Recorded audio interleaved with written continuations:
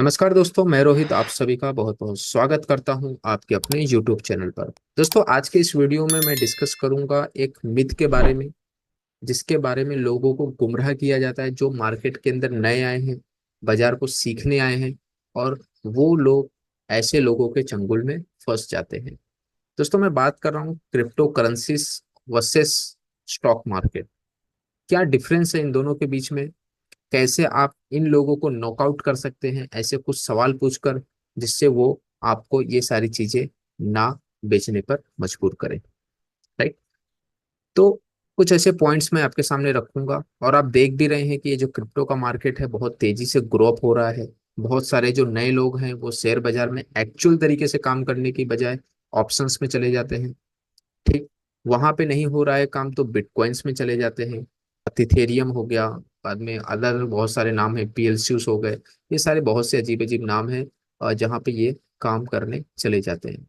तो दोस्तों, जब भी आपको ये लोग बुलाएं, वैसे ये लोग जब बुलाते हैं तो अपनी ऑफिसेस में बुलाते हैं, जहाँ इनके कुछ बंदे साथ में बैठे होते हैं जो आपको मोटिवेट करते रहते हैं। आप इतना कमा लोगे, ये गाड़ी खरीद लोगे, ऐसा बंगला आ जाएगा। दोस्तों, ऐसा कुछ होता नहीं है, सब फालतू चीजें हैं।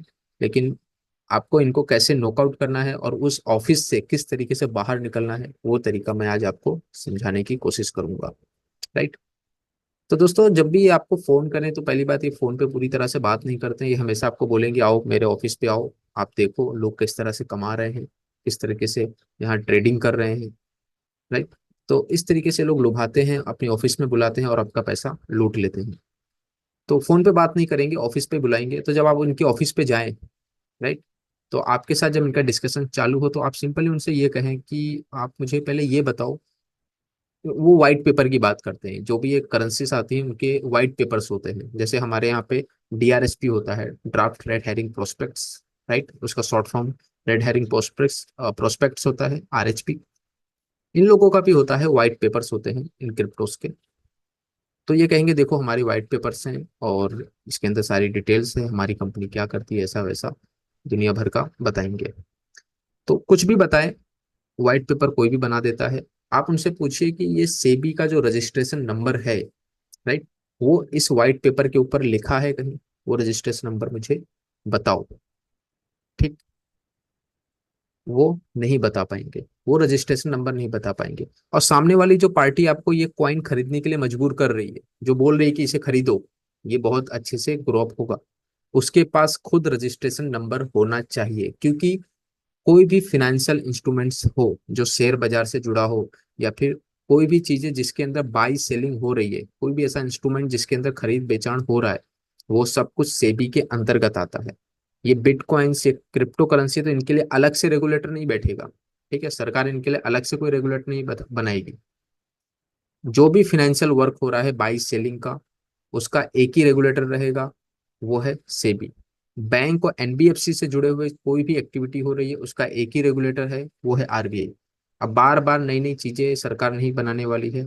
अब जो भी चीजें इनके अंतर्गत आएंगी, वो सब कुछ सेबी और आरबीआई को ही हैंडल करना है। तो क्रिप्टो करेंसी अगर कल उठ करके, ठीक है, अप्रूव हो जाती है कि इनके अंदर व्यापार करो, इनके अंदर काम करो, राइट, अभी अलाउड नहीं है, फॉरेक्स भी अलाउड नहीं है, और ना ही ये आपका जो क्रिप्टो से ये भी अलाउड नहीं है। ये दोनों ही अलाउड नहीं है। जो लोग भी ये सारी चीजें कर रहे हैं वो सब आपको गुमराह कर रहे हैं, आपका पैसा लूट रहे हैं।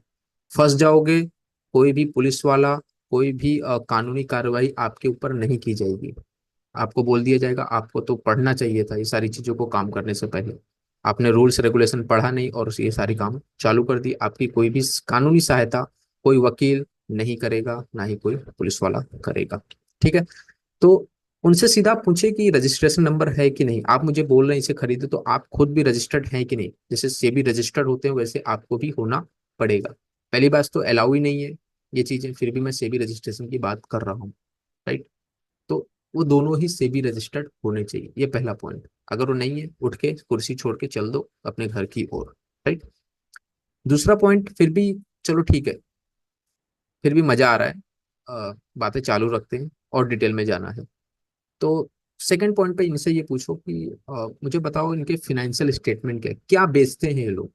देखो, हम पैसा जो लगाते हैं वो बिजनेस में लगाते हैं। बिजनेस का मतलब होता है कि मैंने कुछ भी बनाया हो या कोई चीज ली हो, अगर मेरा इंटेंशन उससे मुनाफा कमाने का है तो मैं बिजनेस कर रहा हूँ। जहां मुनाफा अगर आ गया वो बिजनेस है। तो अगर ये मुझे कोई चीज बेच रहे हैं तो मैं पैसा वहीं लगाऊंगा जो चीज ग्रो होगी, और ग्रो तो बिजनेस ही होगा। ठीक है, ना ही कोई स्थिर चीज जो ग्रो होती है। ग्रो होता है बिजनेस, बिजनेस ही आगे बढ़ता है, वो एक्सपेंड होता है, वो बबल्स की तरह होता है, वो एक्सपेंड होता जाएगा। लेकिन वो इसके फाइनेंशियल स्टेटमेंट भी नहीं दे पाएंगे।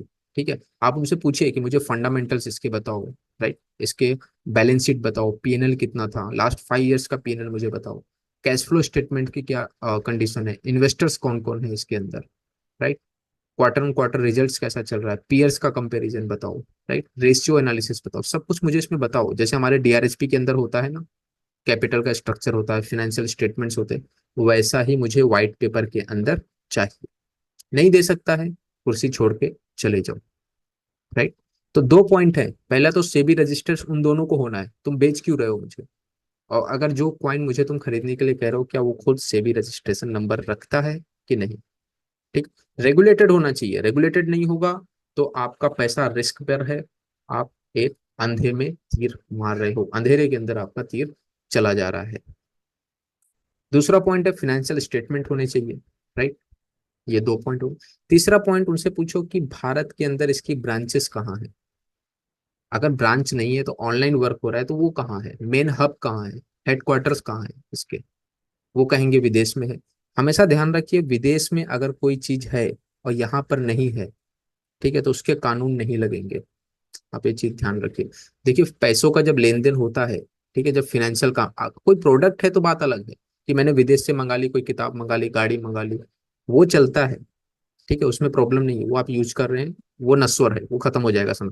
लेकिन जब पैसे की बात होती है तो पैसा जब स्टॉक मार्केट पड़ता है तो पीढ़ी दर पीढ़ी चला जाता है, कई ईयर्स के लिए चला जाता है, राइट। तो अगर रेगुलेशंस हमारे देश के वहां पे नहीं लागू हो रहे हैं, तभी तो विजय माल्या लोग जैसे यहाँ से छोड़ के वहां चले जाते हैं, और यहाँ के देश के कानून उन पर लागू होते नहीं है, तो वो इसका फायदा उठाते हैं। उसी तरीके से आपका पैसा अगर बाहर के देशों में जा रहा है तो यहाँ का कानून कुछ नहीं कर पाएगा, आप फंस जाओगे। उनसे पूछो भारत के अंदर इनका कहाँ पे कोई ऑफिस, कोई मेन हब, हेडक्वार्टर। जैसे हमारे यहाँ पे देख सकते हैं, डीमार्ट बिजनेस कर रहा है, हमें दिख रहा है ये बिजनेस कर रहा है, इनकी सेल्स हमें पता चलती है, कितना वॉल्यूम ये लोग जनरेट करते हैं, हम विजिट करते हैं, हम छू सकते हैं उसके प्रोडक्ट को जा करके, डीमार्ट को छू सकते हैं, हाँ ये देखो ये डीमार्ट है। क्या ऐसा कोई एक्टिविटी तुम्हारे इस पॉइंट की है। इस तरीके से सवाल करो, ये 2-3 सवाल में वो नॉकआउट हो जाएगा, हो सकता है वो भी ये छोड़ दे, ये बिजनेस, जो ये बिजनेस तो नहीं कहूंगा, ये फ्रॉड को ये भी छोड़ दे, राइट।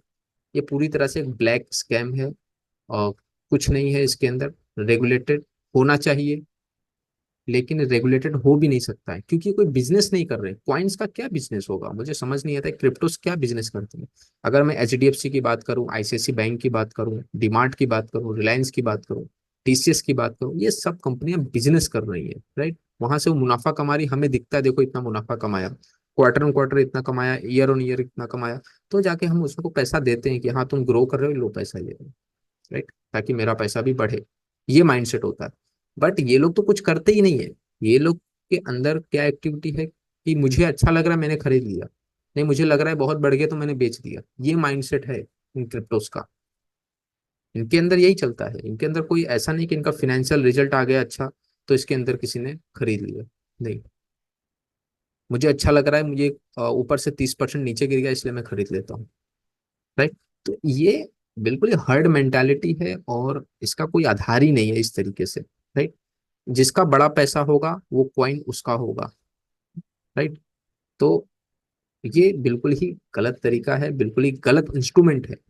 जब तक मुझे इनके बिजनेसेस नहीं दिखाई देते हैं, ऐसे लोगों से, ऐसे जो ऑफिसेस चला रहे हैं उनसे दूर रहिए। नहीं तो, और इसको कभी भी स्टॉक मार्केट के साथ कंपेयर मत करिए, ये स्टॉक मार्केट का धूल बराबर भी नहीं है, राइट। शेयर बाजार के अंदर जो चीजें भी लिस्ट हो रही हैं वो अपना बिजनेस बताती हैं, पहले डीआरएचपी फाइल करती हैं, तुम्हारा रोड मैप क्या है, राइट, तुम किस तरीके से बिजनेस कर रहे हो, तुम्हारे मैनेजमेंट्स की डिटेल लाओ, बोर्ड ऑफ डायरेक्टर्स कौन है, फाइनेंशियल इंस्ट्रूमेंट्स, फाइनेंशियल जो स्टेटमेंट्स है वो आप दिखाओ, राइट। वो सब कुछ उन्हें 500 पेज के अंदर भरना पड़ता है, तब जाकर के सेबी उसको देखता है। ठीक है, उसके बाद 3 से 4 महीने उसको पूरा एनालाइज होता है, वो पूरी उनकी जो डिटेल्स है उसकी कंपनी की डिटेल्स से, राइट। फिर जाकर के उन्हें अप्रूवल मिलता है।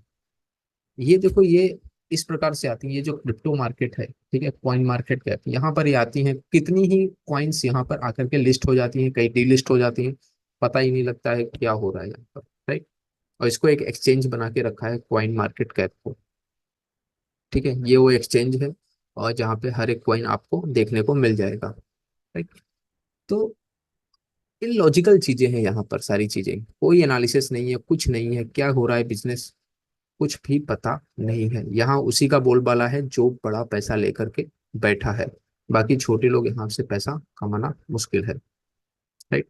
फिर भी अगर माइंड आपका करता है कि नहीं मुझे थोड़ा तो एक्सपोजर रखना है, तो आप, मैं कहता हूँ कि आपकी 100% कैपिटल का 5% ही रखिए, उससे ज्यादा मत डालिए, ठीक। वैसे मेरा कहना है कि आप छोड़ दीजिए, बहुत है मार्केट के अंदर अपॉर्चुनिटी, 7,000 से ज्यादा कंपनियां लिस्टेड है हमारे देश में, राइट। उनके अंदर पैसा लगाइए, बहुत अच्छा ग्रोथ आपको मिलेगा। एनालिसिस करना सीख जाइए, बहुत अच्छी कंपनी आपको मिलती रहेंगी, लेकिन ये सब फालतू चीजें करने का कोई मतलब नहीं है, जिनके ना बिजनेस का ठिकाना है, और ना ही वो जो ऑफिसेस चला रहे हैं उन्होंने कोई एनालिसिस किया है। मुझे पता नहीं चलता वो अपनी ऑफिसेस खोल करके 7-7 8-8 हज़ार रुपए का रेंट दे क्यों रहे, ठीक। तो ये ये बहुत सारी गलत चीजें हैं, और इनसे हमें उन लोगों को बचाना चाहिए, उन लोगों को बचना भी चाहिए कि ऐसी एक्टिविटी करके वो अपना पैसा और अपना जो हार्ड कोर मनी है, अपने माता पिता का पैसा, वो फंसा रहे हैं। क्योंकि बहुत लोग फंसे हैं, मैं बताता हूँ, ये वाला जो एक क्वाइन है, राइट, ये नाम है इनका पीएलसू, हाँ पीएलसू करके नाम है इनका। तो ये जो क्वाइन है, इसके अंदर बहुत लोगों ने अपना नुकसान किया, लोन ले लेके लोगों ने इसमें पैसा डाला, इतने लोग ग्रीडी हो गए थे। एक स्टूडेंट है, सेकेंड ईयर में पढ़ता है, और उसने 3.5 लाख रुपए इसके अंदर लूज कर दिए, राइट। तो ये जो एक्टिविटी है पूरी की पूरी, ये बहुत ही गलत है, और ये जो लोग मिसलीड करते हैं इनके ऊपर कोई कानूनी कार्यवाही अभी हो नहीं सकती। इन फ्यूचर मैं सोचता हूँ कि ऐसा कुछ एक्टिविटी आए कि जो लोग ये फंसा रहे हैं, ऐसे लोग, ये जो बैड चीजें उसको रन ना कर पाए, ऐसा एक प्रपोजल सरकार को रखना चाहिए, ठीक।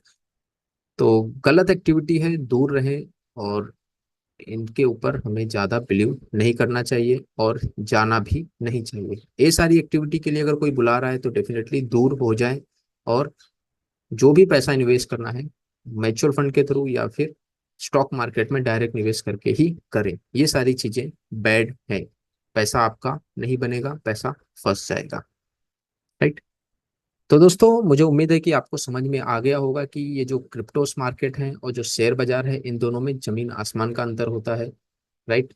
ये दोनों कभी भी एक नहीं हो सकते हैं। स्टॉक मार्केट में बिजनेस दिखता है, प्रॉफिट दिखता है, सेल्स दिखता है, रेवेन्यू दिखता है, लोग वहाँ नौकरी करते हैं, वो भी हमें दिखते हैं कि हाँ ये नौकरी यहाँ कर रहे हैं, कोई एचडीएफसी में नौकरी कर रहा है, कोई आईसीसी में कर रहा है, कोई डीमार्ट में कर रहा है, कोई रिलायंस में।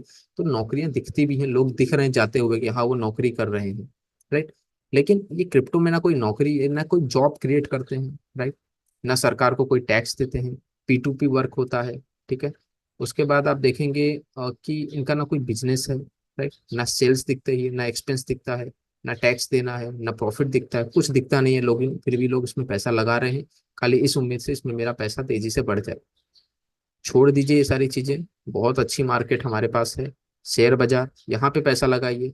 ये हाईली रिस्की है, राइट, ये ऑप्शन से ज्यादा बैड है, बहुत ज्यादा ही खराब है। ऑप्शंस बने थे हेज के लिए, लोगों ने ट्रेडिंग बना दिया, जिनके अंदर ट्रेडिंग इन्वेस्टमेंट नहीं करना चाहिए, लोग वहां सबसे ज्यादा पैसा दे रहे हैं। तो लोगों की मेंटालिटी ही मुझे समझ में नहीं आती है। तो दोस्तों, मुझे उम्मीद है समझ गए होंगे आप कि इन सारी चीजों से हमें कैसे दूर रहना है। तो दोस्तों, जो लोग भी इन सब चीज़ों में खेलते हैं, ठीक है, उनको, उनके साथ इस वीडियो को शेयर करिए, उन्हें समझाइए कि इनसे हमें दूर रहना चाहिए, और ज़्यादा से ज़्यादा शेयर करिए ताकि लोग जागरूक हो सके। तो मिलते हैं दोस्तों, अपना ख्याल रखिए, अपने माता पिता का ख्याल रखिए। जय हिंद, जय भारत।